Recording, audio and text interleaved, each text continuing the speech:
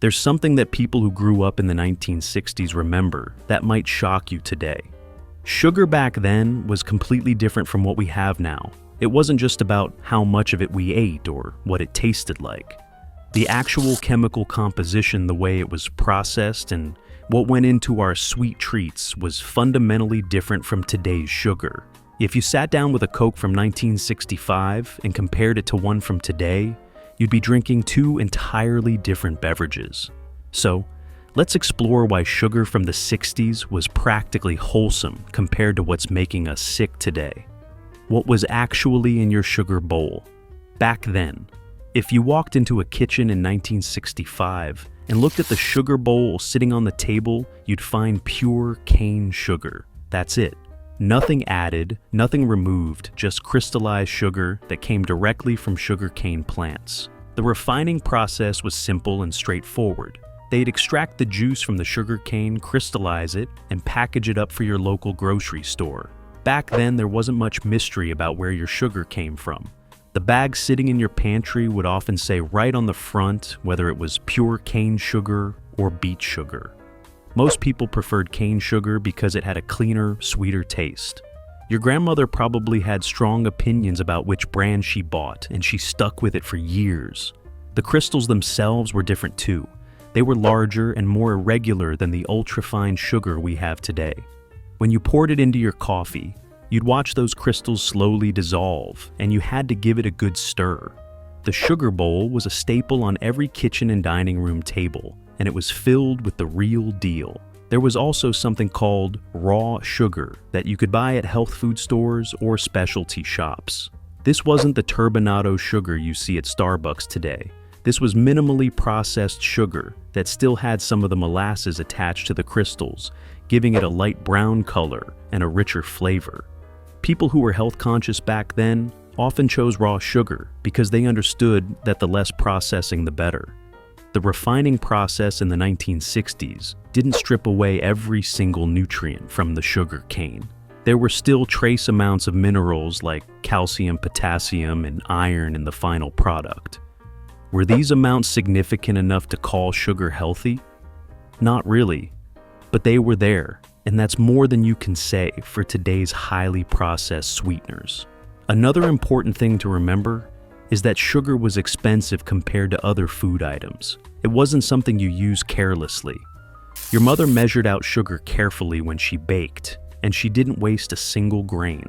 This meant people were naturally consuming less of it simply because it was treated as a valuable ingredient rather than something to dump into everything. The purity standards were also different. There were fewer additives and anti-caking agents in the sugar you bought. When sugar clumped together in humid weather, that was just considered normal. You'd break up the clumps with a fork or shake the bag and move on with your day. Nobody was adding chemicals to prevent clumping because consumers didn't expect their sugar to pour perfectly every single time. The breakfast table of the 60s.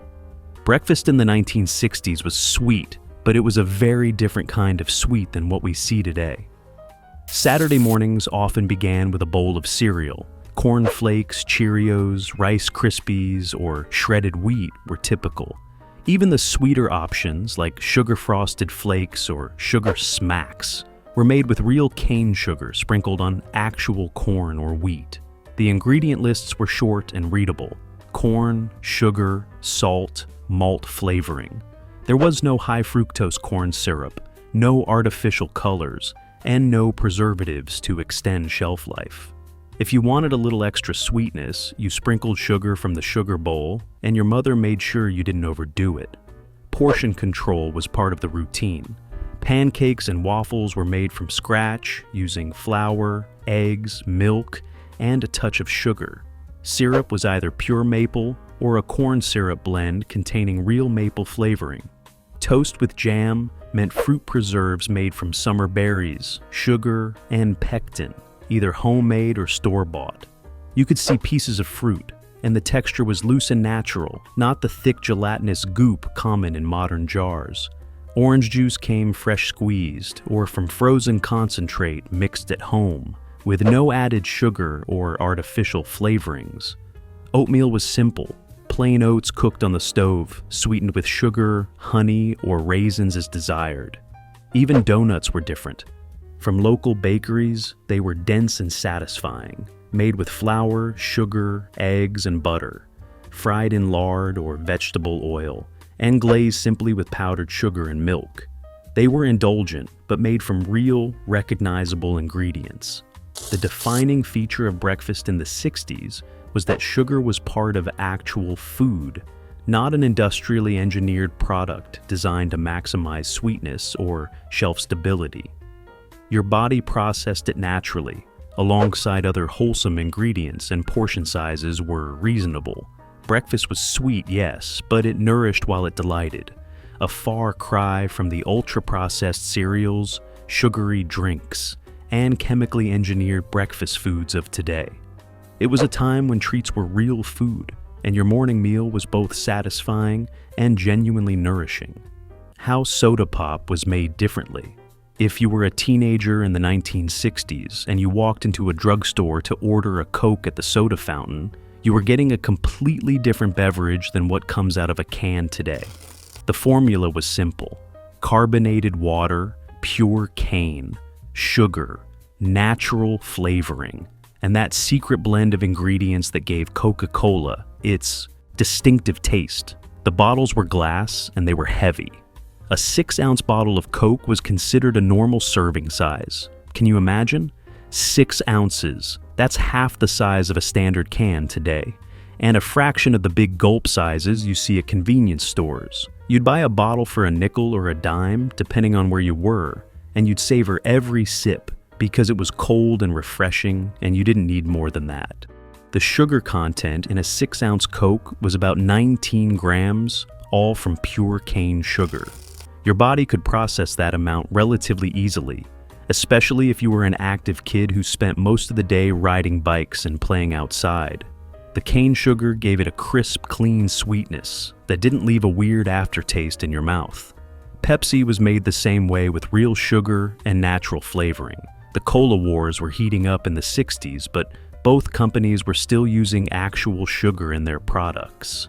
The taste test between Coke and Pepsi back then was legitimate because you were comparing two real beverages, not two chemical concoctions.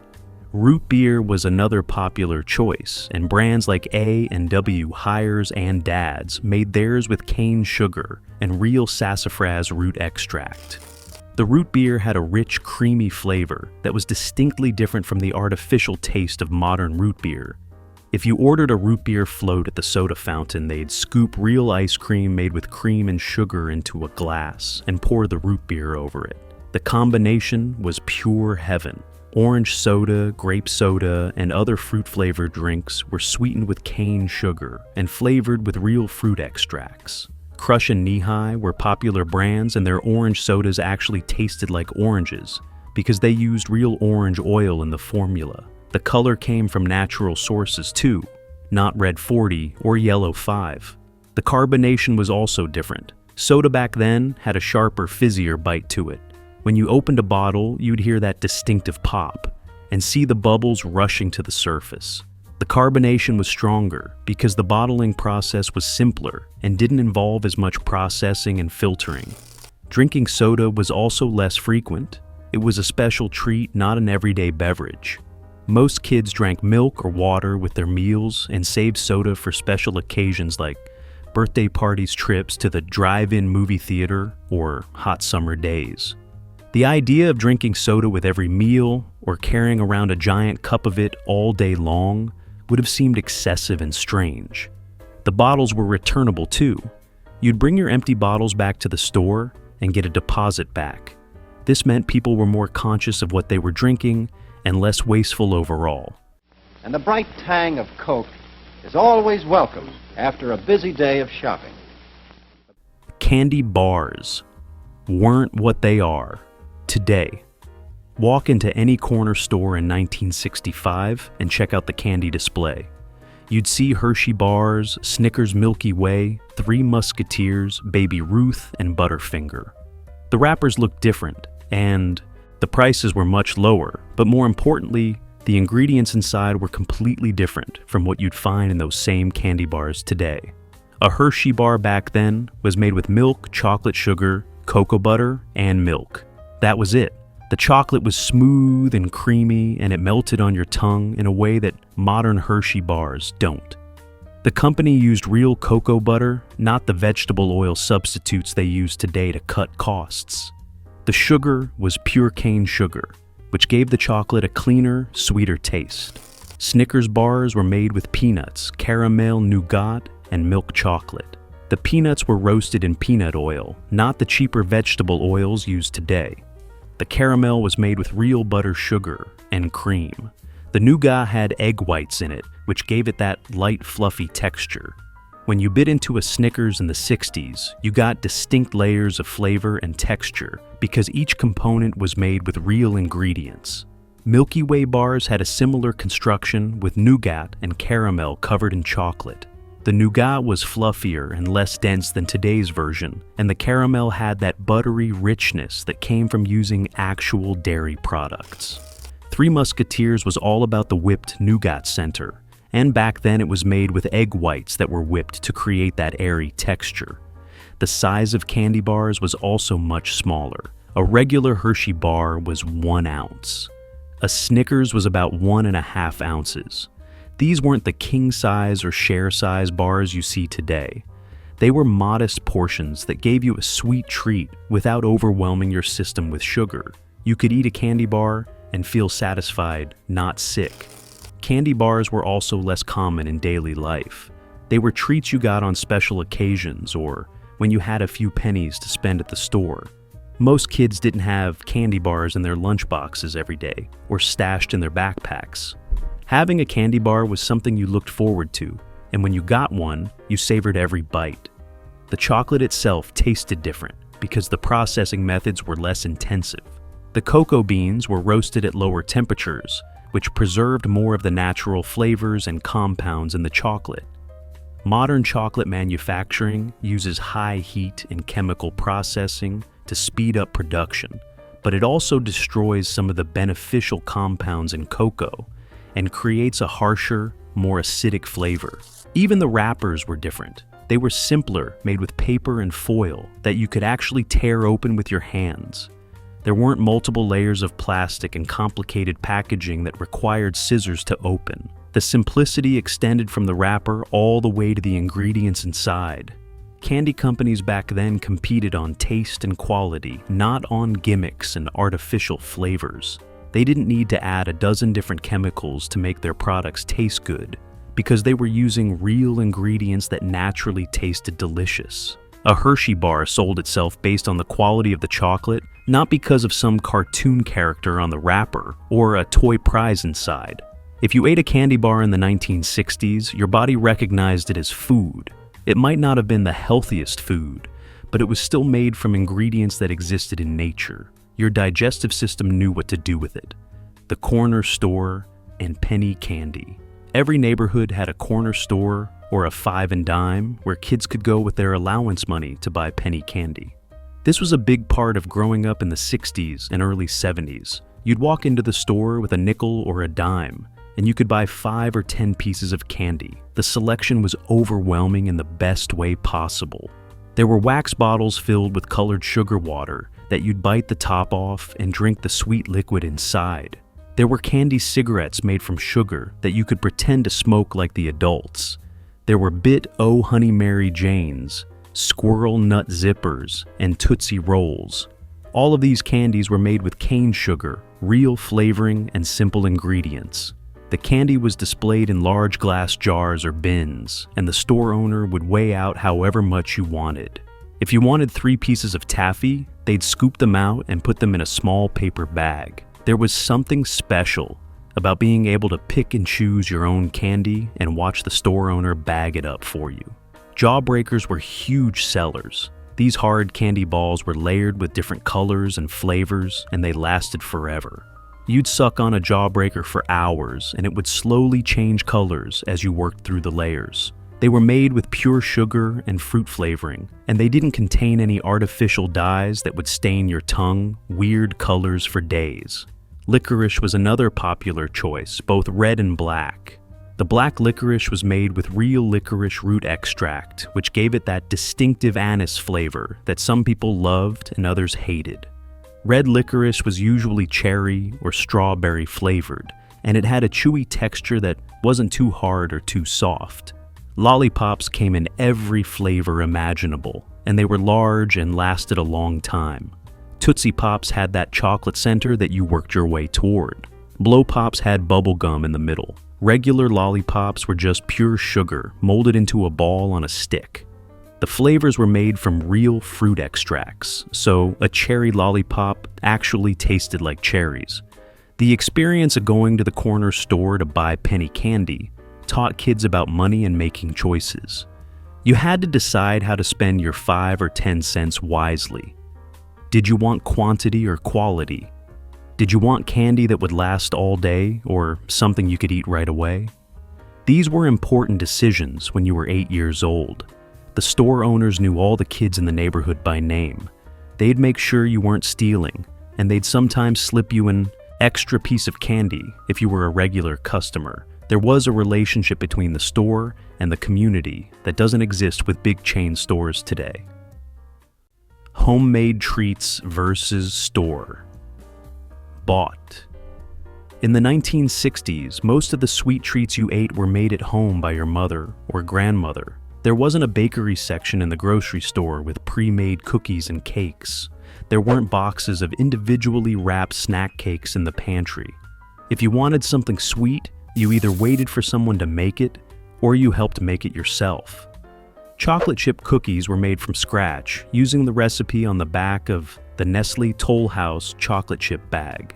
The ingredients were simple: butter sugar, brown sugar eggs, vanilla flour, baking soda, salt, and chocolate chips. That's it. No preservatives, no partially hydrogenated oils, no high fructose corn syrup. The cookies came out of the oven, crispy on the edges and chewy in the middle, and they were best eaten while still warm. The butter was real butter, not margarine. The sugar was cane sugar. The chocolate chips were made with real chocolate and cocoa butter. When you made a batch of cookies, you were using ingredients that had been around for hundreds of years.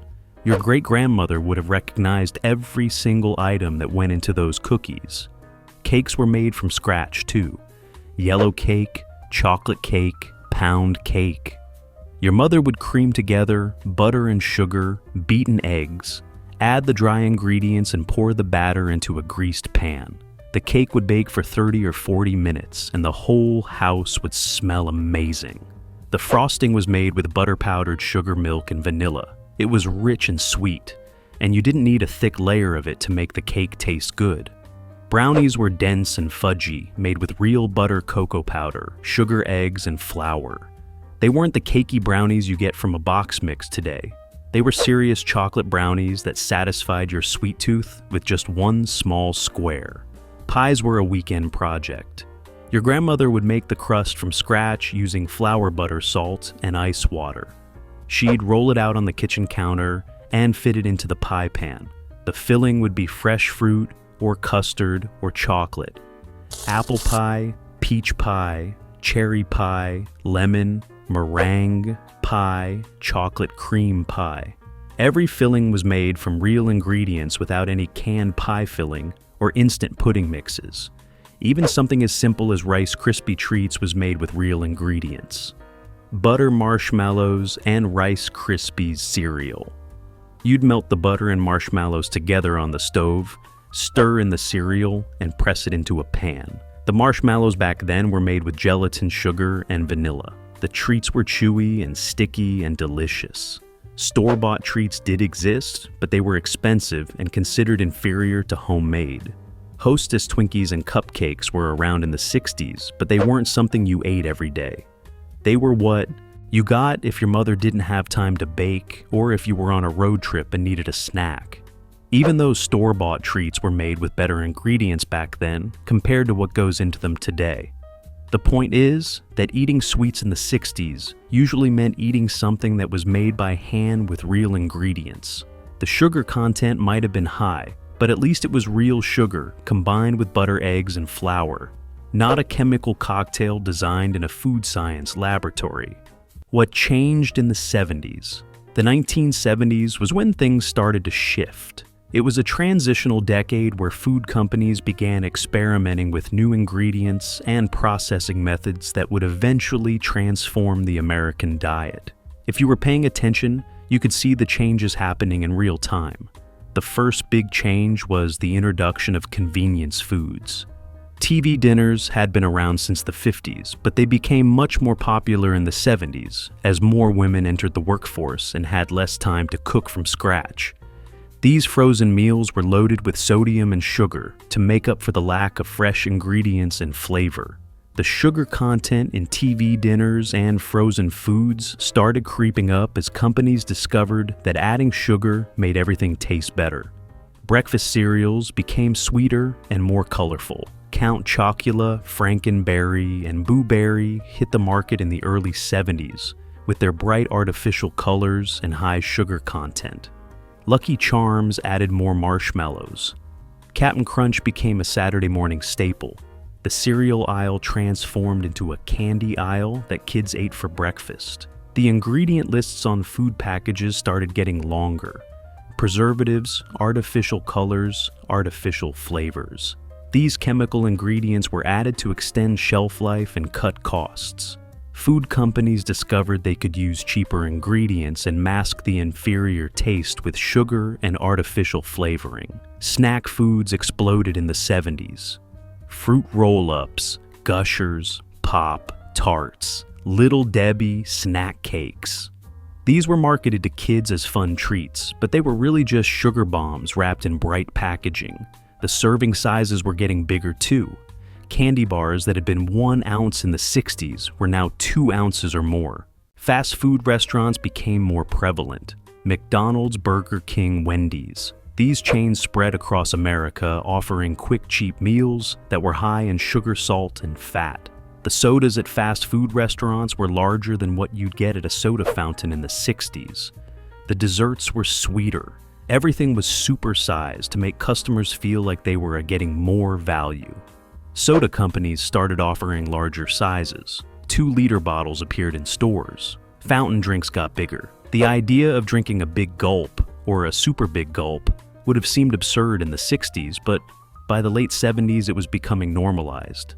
Food additives that had been approved by the FDA without thorough testing started showing up everywhere. Red dye number 2 was banned in 1976 after studies suggested it might cause cancer, but it was replaced with other artificial dyes that also had questionable safety profiles. Companies were more focused on profits than health. The organic food movement started in the 70s as a response to all these changes. People who were concerned about what they were eating began seeking out natural foods, whole foods, and organic produce. Health food stores opened in many cities, selling products made with real ingredients without chemicals and preservatives. But these stores were considered fringe and their products were expensive, so most Americans continued eating the processed foods that were becoming standard. By the end of the 1970s, the food landscape had changed dramatically. The simple, real ingredients of the 60s were being replaced with cheaper processed alternatives, and most people didn't even notice it happening. High fructose corn syrup takes over. The biggest change to American food happened in the late 1970s and early 1980s when food manufacturers began replacing cane sugar with high fructose corn syrup. This single switch fundamentally altered the way our bodies process sugar, and it's one of the main reasons why sugar today makes people sick in ways it didn't in the past. High fructose corn syrup was developed in the late 1960s, but it didn't become widely used until the late 70s when the price of cane sugar skyrocketed due to trade restrictions and tariffs. Corn syrup was cheaper to produce because corn was heavily subsidized by the government. Food companies quickly realized they could save millions of dollars by switching from cane sugar to corn syrup. The first major product to make the switch was Coca-Cola. In 1980, the company began replacing the cane sugar in their formula with high fructose corn syrup. Pepsi followed soon after. Within a few years, almost every soda in America was made with corn syrup instead of sugar. The taste changed slightly, but most people didn't notice or didn't care. But here's the problem with high fructose corn syrup. It's processed differently by your body than regular cane sugar. Cane sugar, which is sucrose, gets broken down into glucose and fructose in your small intestine. Your body then uses the glucose for immediate energy and stores any excess as glycogen. The fructose goes to your liver, where it's metabolized. High fructose corn syrup, on the other hand, is already broken down into separate glucose and fructose molecules. This means it bypasses some of your body's natural regulatory systems. The fructose hits your liver all at once in larger amounts than it would from regular sugar. Your liver can't process all this fructose at once, so it converts much of it directly into fat. This is why high fructose corn syrup is so strongly linked to obesity, fatty liver disease, and metabolic syndrome. The food industry insisted that high fructose corn syrup was no different from regular sugar. They ran advertising campaigns, claiming that your body can't tell the difference. But research has shown that this simply isn't true. Studies have found that people who consume high fructose corn syrup gain more weight than people who consume the same amount of calories from regular sugar. The corn syrup seems to interfere with the hormones that regulate hunger and fullness, making people eat more. Once high fructose corn syrup became the standard sweetener, it started showing up in everything. Bread crackers, salad, dressing, ketchup, yogurt. Products that never needed to be sweet were now being sweetened with corn syrup to improve flavor and extend shelf life. The average American's consumption of fructose skyrocketed from about 15 pounds per year in 1970 to about 90 pounds per year by 2000. The worst part is that food companies didn't reduce the amount of sweetener they were using when they switched to corn syrup. In many cases, they actually increased it because corn syrup was so cheap. A soda that had 20 grams of sugar in the 60s might have 40 or 50 grams of high fructose corn syrup by the 1990s. High fructose corn syrup is also more stable than regular sugar, which means products made with it have a longer shelf life. This was great for manufacturers and retailers, but terrible for consumers. Food that sits on a shelf for months or years without going bad isn't really food anymore. It's a food-like product that your body struggles to recognize and process. This switch from real sugar to high fructose corn syrup is the single biggest reason why sugar today makes people sick, while sugar in the 60s was relatively harmless. Why your grandmother's cookies tasted different. If you've ever tried to recreate your grandmother's chocolate chip cookie recipe and wondered why your cookies don't taste the same, there's a good reason for that. It's not just nostalgia or faulty memory. The ingredients you're using today are fundamentally different from the ingredients she used in the 1960s. First, the butter. Real butter in the 60s came from cows that were raised on pasture eating grass and hay. The butter had a richer flavor and a deeper yellow color because of the beta-carotene in the grass. The cows weren't given growth hormones or routine antibiotics. Today, most butter comes from cows that are raised in confined feeding operations, eating corn and soy. The butter is paler and has a blander flavor. The sugar is different too. Your grandmother used pure cane sugar that had larger crystals and a cleaner taste. The sugar you buy today might be cane sugar or it might be beet sugar, and it's processed much more intensively. It's also likely to contain anti-caking agents and other additives. The flour has changed as well. Flour in the 60s was made from wheat varieties that had been around for decades. The wheat was less genetically modified, and the flour had more protein and nutrients. Modern wheat has been bred for higher yields and disease resistance, which has changed its protein structure and nutritional content. Many people who have trouble digesting modern wheat can eat older wheat varieties without problems. The eggs came from chickens that were actually allowed to roam around outside, pecking at bugs and grass. The yolks were deep orange and rich in nutrients. Most eggs today come from chickens in battery cages that never see sunlight. The nutritional content isn't the same. Even the chocolate chips were different. Nestle Toll House chocolate chips in the 60s were made with real cocoa butter and had a higher percentage of cocoa. They melted smoothly and had a rich chocolate flavor. Today's chocolate chips often contain vegetable oil instead of cocoa butter, and they're designed to hold their shape in the oven rather than melt into gooey pools of chocolate. The vanilla extract was real vanilla, made from vanilla beans soaked in alcohol. Today you can still buy real vanilla, but most people use imitation vanilla, which is made from synthetic vanillin derived from wood pulp or petroleum. It tastes similar, but it's missing the complexity of real vanilla. When you put all these ingredient changes together, you can understand why your cookies don't taste like your grandmother's. You might be using the exact same recipe, but the building blocks are completely different. The butter is blander, the sugar is more processed, the flour is from different wheat. The eggs are less nutritious and the chocolate chips don't melt properly. This is true for every recipe from the past, not just chocolate chip cookies. Cakes, brownies, pies.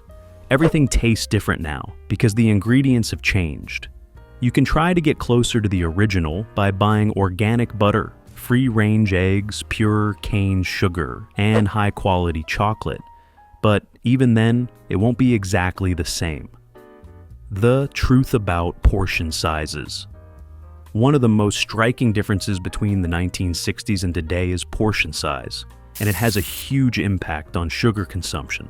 Even if modern sugar were identical to sugar from the 60s, which it isn't, people would still be consuming far more simply because portions have ballooned. A bottle of Coke in 1965 was 6.5 ounces, a complete serving. Today, a standard bottle is 20 ounces, over 3 times larger. Large fountain drinks can reach 44 ounces, nearly 7 times the original size. Candy bars have grown too. A Hershey bar went from 1 ounce to 1.55 ounces, with king-size bars exceeding 2.5 ounces. Restaurant desserts have exploded too. A slice of cake in the 60s was 3 or 4 ounces, while today it can weigh a pound or more and contain over 1,000 calories. Even homemade treats have gotten bigger. Cookies that were 2 inches across are now often 4 or 5. Muffins, cupcakes, and other baked goods follow the same pattern. Plates and bowls have also expanded. A typical dinner plate was 9 inches in diameter. Now it's often 12 or more. Cereal bowls have doubled or tripled in capacity, leading to more sugar and calories per serving. This gradual portion inflation has reshaped our perception of what a normal serving is. Kids today see a 20-ounce soda as standard. Adults unknowingly consume 3 times the cake their grandparents did. Decades of larger portions, combined with less awareness, have contributed to rising obesity and metabolic disease. In the 60s, a treat was modest, a small indulgence. Today, it's a giant, calorie-packed portion designed for excess. Processing changed everything. Food processing today bears little resemblance to how it was done in the 1960s. Modern techniques, high heat, chemical extraction, ultrafiltration, fundamentally alter the structure and nutritional content of our food, including the sugar in it. Take orange juice. In the 60s, it was either fresh squeezed or frozen concentrate, just juice with the water removed, mixed at home to taste like oranges.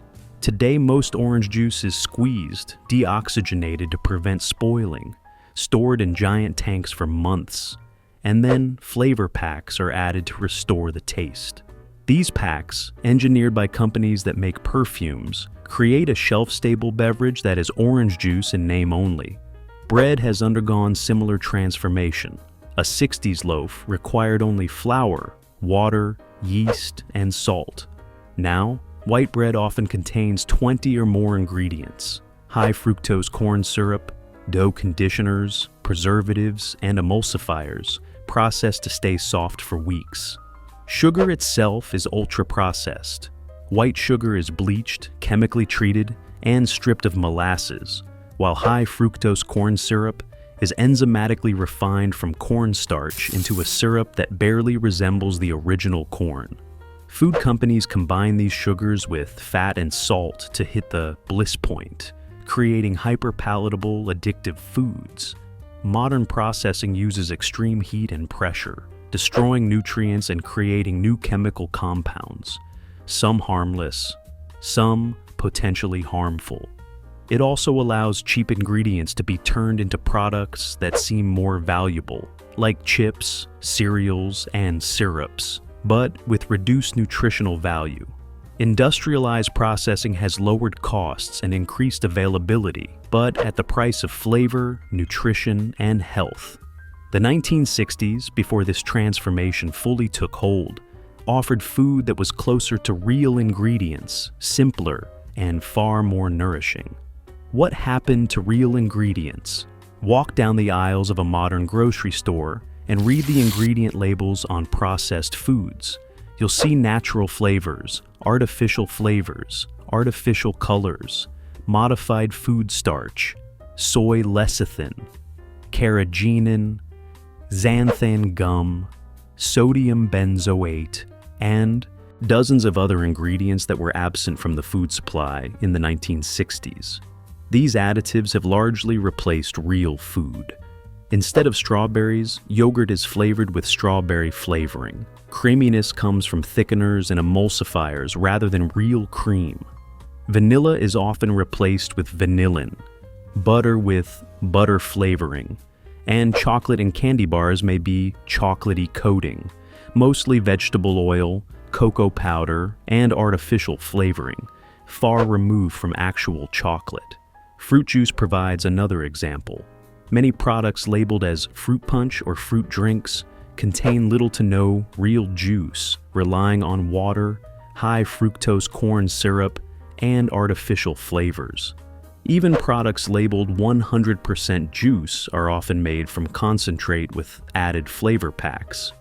Cheese has been largely replaced by cheese product or cheese food, ice cream by frozen dairy dessert, and maple syrup by pancake syrup, made mostly from corn syrup and flavoring.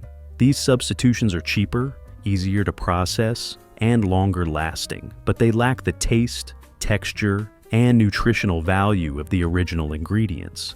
This shift has happened gradually, with each small change compounding over decades to transform the food supply.